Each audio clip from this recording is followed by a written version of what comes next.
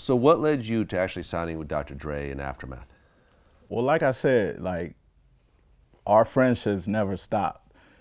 Always going to visit, see what Dre's working on, and it was just the right timing where he was at. Leaving Death Row. It didn't even have Aftermath name Oh, really? This was when I before signed. he just had. Okay, so were you talking to Dre the whole time, as while he was on death row and transitioning out? Everybody just knew he wasn't. He just left Death Row, and everybody knew it was over. He already formed. He was already hiring people for his new company. He hired DJ Bobcat, and Bobcat is the one that brought up to Dre that I'm still available. I just left MCA, and he sent Bob to find me. Okay. And it's just been something that we always wanted to work together. We Yeah. knew, it just couldn't be done. So, did you talk to Dre about why he left death row and everything? Because that was, sure, in retrospect, Dre was, became, almost a billionaire, but at the time, he was leaving the most successful, biggest thing that he had ever done. Like, what I mean? Like, okay, NWA Ruthless Records was huge, Yeah. but Death Row, I felt took it to another level, just money-wise, impact-wise, everything. He left everything. He left everything. He didn't care. And he said it just like what the dude said in the movie. It's just better to have a peace of mind, and you got to get away from all the negativity. He just wanted to do his own thing, and it really, you didn't have to ask or sit and listen to him on why he left Death Row. Okay. Because you saw what was going on Okay. and all the bullshit. So you actually were at hanging out with at Death Row and seeing. Oh yeah, I visited many a Okay. times up at Can-Am with DJ Pooh, because DJ Pooh was doing the Dogfather album. Oh right, wait, did DJ Pooh produced? Yeah, the Dogfather album for Snoop Dogg. Yeah, I think he And did New York, New York. Yeah, that's why he did New York, New York. Yeah. I was like, yeah, there was a big song he did for Death Row, with New the York, Dog New York. Pound, Yeah, for the Dog Pound. So I used to hang all the time. Okay, so did you know Suge at the time? Yeah, I know shit. Okay, Yeah. so from your point of view, what was the environment like at Death Row? Hey, it was surreal. It was everything, all the stories you've heard, that if it seems like, they made Suge up to be this mafioso type, and that's what he wanted to be. So at every angle, he made himself into that. And Suge knew who to fuck with, and he knew who to take advantage of. Okay, That's all I'm saying. okay. So you saw people getting beat up and stuff Yeah, like that? slapped. Really? Suge actually doing the slapping or other people? Yeah, and other people. Really? Yeah. Who did you see Suge slap? I'm Not gonna say. no. But someone that we all know about. Yeah. Wow. You've heard the stories. We heard a lot of stories. It's true. Not So- a lot of, people put a lot on a lot of things. You didn't have to put a lot on the shit that was going on. Okay? So you're not gonna say who Suge slapped, but it was a rapper? Rappers, producers, beat up, have his homies beat up, going. But like I said, he knew who he could do that to, and he knew who would roar up on him and like, nigga, So once he found his person, he went in on him. Why do you think that was? Because obviously shit like this is not good for business when you're making hundreds of millions of dollars. I couldn't tell. I don't know. I couldn't tell you. I didn't understand it. But Suge comes from, from what I know is Suge wasn't the gangster. His family, he comes from a family, like his nephews or his cousins or things like that. So that could enthuse him and put him in, you know, because he probably always wanted to be a gangster when he was little. So now he got the money to do it, you know, and pay everyone, whoever he wanted. That he got the millions to do. He could change a person's life in a minute. Yeah. You know, so. And I heard that he did a lot of good as well. Like, you know, Michelle A talked about how he would pay off, you know, people's mothers' mortgages because they're about to get their house repossessed, and you know, that type of stuff. Back in the day, he was just generous, you know, to a fault.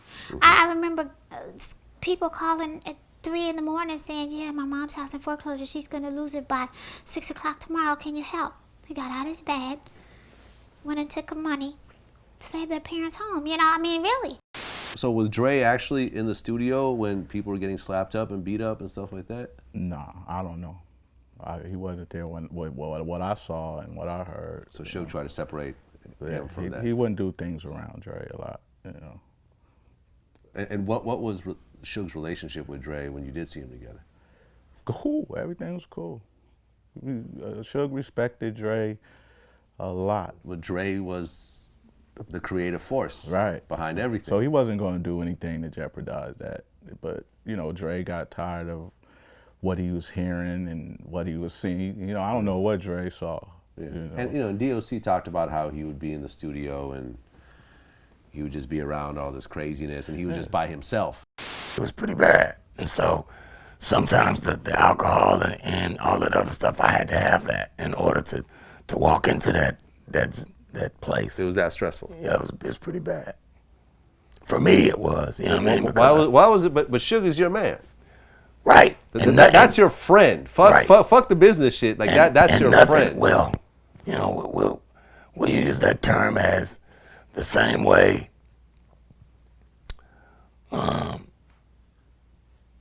when you have friends in school and you end up fighting with those guys and the next week you're back friends with those guys. So you lose that term. Yeah. So Suge was the big boss and he controlled his mob, and Snoopy was the big boss and he controlled his mob. And Dre had his team that he had with him. But I was alone. You know what I'm saying? Yeah. If me and Dre ain't on the same page, that means I'm alone in here. Okay. And so I had to always walk with that in mind. Now, nothing ever happened to me. Nobody ever put hands on you. Yeah, nothing. As a matter of fact, a couple of times, Suge had to, you know. Step in? Oh, yeah. You know, and let motherfuckers know. So I guess to answer your question is probably why Suge probably let him know. Right. Don't touch this guy. Yeah. You can't kill the golden goose, man. Right. Yeah, it's too much going on, and you're not able to even sit and be creative because of all the madness that's going around, you know. So you create what's in front of you. You know, you put in the music what's going on around you, and sometimes it works, but a lot of times it don't. Right. So you know, Dre starts to put together Aftermath. Yes. Right. And you sign a deal with Dre. Yeah. Now, I guess Dre's thing when he signs artists is like he gives them unlimited studio time, and he makes sure their bills are Go good to work. and Yeah. everything else like that. Like what was that like being signed to He Dre? don't want. That's what I just said. Like he wants your mind free to be creative. He don't want you worrying about bills and cases and things like that. So he tries to make sure all that's taken care of. Tell me what you need, so you can get in there and do what you're supposed to do. And that's exactly, he does that with everybody. Okay. Very generous dude. How much did you guys work together on that first album? Well, I once I was given the green light, I was in every day working with the producers of Aftermath first. Mailman and all them? Mailman, Scooby-Doo, Glove, Butter, and you're able to contact any producer you want to work with. Cause everybody wants to work with Dre, and Sure. anybody. So I just got in the studio for about 3 months and just hammered shit out. Because they say Dre likes to come in at the end to do the mix and to do whatever songs he's gonna do for the project. So at the end, when I had most of the album finished, we went off to Reno. So we were out there for about 2 weeks. So it didn't come to the end of the project to work with Dre.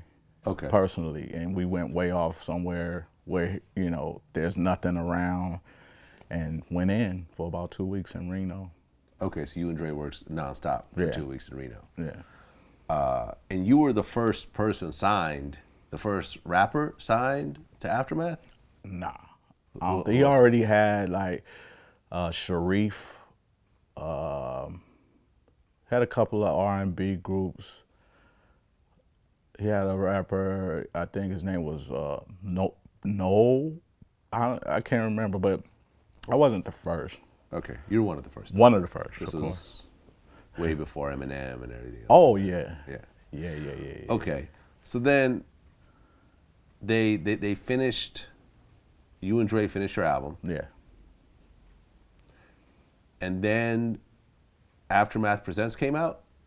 Or was Aftermath Presents already out? That came out before I even really got into working on my album. Okay. Yeah.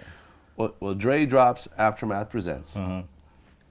And I gotta say, to me, this was Dre's weakest project. Okay. My opinion. Yeah. As a big Dre fan that Right, heard right. essentially everything that Dre put out. Right. It was sort of like you know, you're waiting, okay, like, you know, all this death row shit, like he's dropping, you know, Right. nothing but a G thing, and Yeah. you know what I'm saying? Like he produced Snoop Dogg's album, Yeah. and he drops Dr. Dre Presents the Aftermath, and I ran to the store and I got on the first day and I listened to it and I'm like, It all goes into him wanting to kind of going away from what he has done before. Like, I think he's done with this new Compton album. You know, he tries to, he don't like going backwards. He don't like going and recreating what he's already created. You know what I'm saying? right. It's- Because he dropped, like, Been There, Done That was like the single, right? Yeah, And it was like, different from everything. yeah. But it's like, I'm done with all this gangster shit. That was kind of like the That's it. message Yeah. in the song. It's Yeah. like, all this gangster shit's dead, I'm on some other Niggas shit. wasn't having it. People were not feeling it. Right. I'm just, you know what I'm saying? Like, Yeah. you know, when I feel said you. it, it ain't like I'm just hating from the sidelines. Like, this was the general, you know, feeling was like, Yeah. come on, Dre. Like, Yeah, I feel you. But that's how it was. He really tried to veer off and come new. But it all ended up back to 2001, you know. Back with, you know, Snoop, everything's good with Snoop and everybody else. So it was classic. so they dropped the Aftermath. Like, what was the feeling at Aftermath when, you know, the Dr. Dre Presents the Aftermath album comes out and it's not doing the numbers that Dre has always done? We're not feeling that. We're it's a beautiful, you know, we loving it, you know, and it goes platinum. Oh, that album went platinum. Yeah. Now, let's just rewind though a little bit. This was way before MP3 files and everything else like that. Like, everyone who wanted to listen to that album had to go purchase that album. Right. So, and platinum for Dre was not what he's used to doing. Exactly. He's used to doing like 5 times platinum. Right. So, It in was this probably case, disappointing to him, but he's not showing it. okay, so he's not He's tripping. keeping the aura and the energy just like, hey, we winning. So Okay. we think, and you know, I'm happy to be signed to Dr. Dre, and I'm making, you know, the best music I feel at that time that I've ever made. So the energy is good. Right, and you had 2 songs on that album. Yes. Okay. So that album comes out, your album gets finished, Yeah. and I heard you even shot some videos and everything for it. Shot one video, got it locked. Yeah. Okay. We So finna you re- we waiting finna- around. You're like, okay, 2 weeks. I get anxious, and you hear talk that, you know, I'm probably gonna be shelved because of new artist that's being signed, and you know, Dre's really excited about this new artist Eminem and things like that. So my people that surround me are in my ear, and you know, I start jumping to conclusions and jumping the gun when I should be just like happy where I'm. To be fair, Dre has a very interesting history of keeping artists around Yeah. who never drop albums. Yeah. And that's what I'm hearing. You know, and like, it don't seem like he actually drops anybody. It seems like, you know, you never hear like so and so got kicked off Aftermath. It seems like people just get tired of waiting. They don't get kicked though. He never drops. Yeah. I rarely hear about him dropping, but people ask to leave, and Right. that's what I did. I mean, like, but along with you, there was, let me think, Rakim, Eve, Busta Rhymes, Joe Yeah. Beast, Brooklyn, and then who's Bishop Lamont. Yeah. It was let me see, Joel Ortiz. Yeah. Like, let me see if I can actually look this up. Hold on one second. Okay, here we go. Former acts. We're not going to mention the people that went out, you know, like 50 Cent, who did like, you know, 10 times platinum. People who I've heard of. Dawn Robinson, I guess from En Vogue. Yeah. I worked with her on Aftermath. Yeah. Gage, I knew about. Eve. Hitman, never came out. Yeah. There's King T on that list. Raekwon. Yeah. Raekwon was on Aftermath. RBX. Yeah. He was signed when I got signed. Yeah, but he came out, I think, solo afterwards, like on his own. Slim the Mobster, who I know has been on there forever. And I know think he does he's some still writing. there. I think he's still there, right? Yeah. Stat Quo. Yeah. The Firm had one project. You know, The Last Emperor. Yeah, I was sitting here trying to think, because right when I asked for a release, he had just got signed. Joel Ortiz, who I mentioned, Truth Hurts. Did she come out with an album? A song, I think, Yeah, with that was Rakim. produced by Quick or something. Yeah. It's something. Yeah. Yeah. So were you at Aftermath when The Firm came out? Yeah. Okay. Yeah. And The Firm was, well, it was Nas, produced. Foxy, and Nature and AZ? AZ. That's it. Okay. And Dre produced it all, or he produced some of it? Some of it, I think. Okay. Yeah, it was yeah. Nas, Foxy, and AZ. And I think Nature was kind of affiliated with it. Right. Okay. So it was interesting because when Dre did Forgot About Dre, he said, y'all still talking about The Firm flopped. Yeah. Did The Firm flop though? No, I didn't think it flopped. I thought it was I mean, the energy that he had around Aftermath was, we're winning. You know, I think that went gold. It went gold. Yeah. But once again, gold for Dre is considered. That's not what he's looking for. Not what he's looking for. Right. Yeah. And to, you know, for all them artists, them classic artists like a Busta, Raekwon, and Rakim, if he doesn't hear that hit, it's not gonna come out. He's not gonna put energy behind it, no matter what. You know, I'm thinking when I'm done with my album, this is the best shit I've ever done in my life. Yeah. Of course, because it's with Dre, and he's tweaked and mixed, and I've worked with the producers that I've always wanted to work with, and you know, it's a lot of money behind. Got a great video, but he ain't hearing it. I don't know what he was feeling at the time, because like I said, I got anxious. I jumped the gun, and I asked him, I said, could I take my project somewhere else if you're not? So you actually sat down with Dre Yeah. and said, hey. Can I get my master's and go somewhere else? And Dre said, I don't want you to go. But if that's what you want to do, so be it. And you said, I want to go. Yeah. When he said, I don't want you to Worst go. mistake I ever made in my life. You think so? Yeah. I say it all the time in interviews. I wish I just would have kicked back and worked harder. Watched him gain not more knowledge from just being able to sit behind him and watch the master at work. I just wish I would have been more patient and just sat back and worked harder and gave him what he wanted. And it'd be no telling what my career would be right now if I had the patience. Even though we just named all these artists. I only could speak for me. You know, including Rakim, who's considered one of the greatest ever. I know. I know. So it's like, if he ain't putting out a Rakim album, like, you know, I made great songs. I heard songs from them and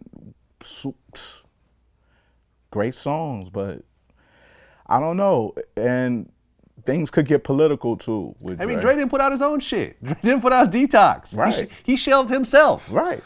I'm saying. That's why I'm able to be humble. If this guy is shelving himself, what chance has anyone else got with Dre? Like, I'm just saying. Like, let's just keep it 100 right now. He shelved himself.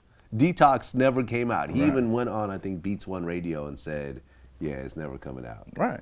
You know, he put out Compton. He gave most of that music away. Yeah. To other artists. It got leaked and, you know, there's some other shit. It shouldn't come out. It's, you know, it is what it is. But I only could speak for me and what, you know, I feel about how more of a producer even, because I'm producing now and thinking as a producer, I wish I just would have sat there and just waited, you know. I mean, me and Dre are cool. I still go around and I'm able to see him, but it's a different atmosphere now. Everything's different.